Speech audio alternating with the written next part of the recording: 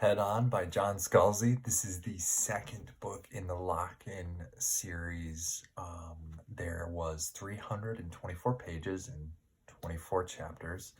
The pace was really good. The chapters were just the right length. And this is a detective thriller with the main character being an FBI agent who is stricken with Haden's disease, named after a former first lady who had it. And this is almost in the aftermath. Everyone has not necessarily recovered, but learned to live with the Haden's disease. A small portion of the population is stuck inside their own head. So there's a neural network that's implanted, and then they can control an android that takes their place. And they're nicknamed 3POs, or Threeps for short, so in place of C-3PO from Star Wars. And, that functions as their ability to interact with the physical world. So, the FBI agent, Chris Shane, goes around with his partner, Agent Van. They together are investigating a player death. So there's a brand new sport, a lot going on in this book, and the brand new sport, I'm not sure I can pronounce it, starts with an H, Hikita, I don't know, either way.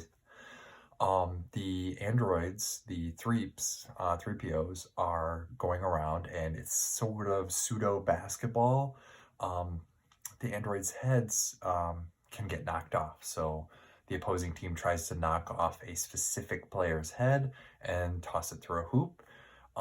Each round, the teams flip from offense to defense, and the person they're trying to knock the head off alternates randomly. And their head starts blinking to symbolize, to show everybody. And this is, a big deal. It's like ESPN, it's on the networks, they have stadiums, that kind of thing. So I really enjoyed hearing about the financials behind the scenes, right? Like there was this whole thing, and leasing a stadium made more sense than building a brand new one. So there was all kinds of little financial details that were really neat and really exciting for me. I'm a huge finance nerd, so that was kind of fun. I liked this one in some ways better than the original.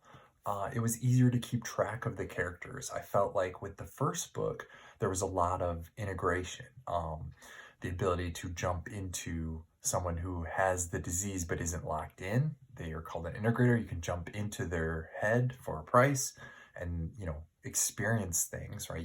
You can't eat a cheeseburger as an android, but if you could integrate with another human, you could experience what they experience. You can't do anything illegal, but, you can still ride a ride at Disneyland or something.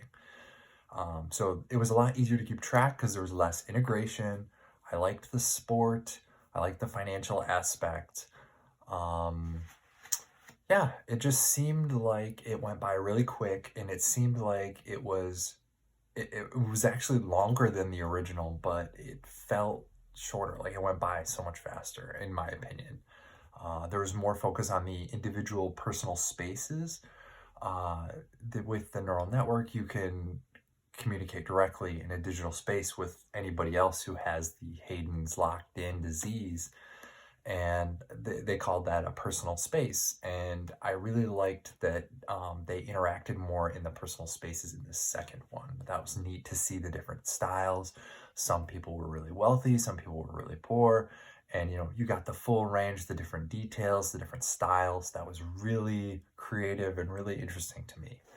And on that note, I kind of didn't like how the main character was super wealthy, and so it was really hard to connect with that main character in that regard. I'm not super wealthy, and I don't know what it means like to have an unlimited amount of money or a trust fund or anything like that. So I did connect with the main character because he didn't ever give up, no matter how many times his android Threep got destroyed, which I thought of was a lot of fun because it was almost like a running joke that he was constantly, destroying these Threeps. So that was fun.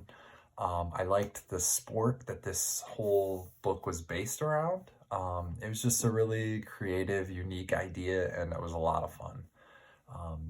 Also, the main character is more relatable, or is relatable in some ways because, you know, he does his own thing. He wants to be separate from his rich parents and kind of find his own way. So I really connected with him there. But yeah, just in general, good book set in a pandemic or after a pandemic. So it did hit a little close to home, but I still enjoyed it, and it didn't, yeah, it really didn't take away from the book at all. One last thing that I really enjoyed was the culmination of the series and the partner, Agent Van. She kind of owned her own stereotype when somebody said, you really steamrolled that, interrogation, interviewing somebody as an FBI agent.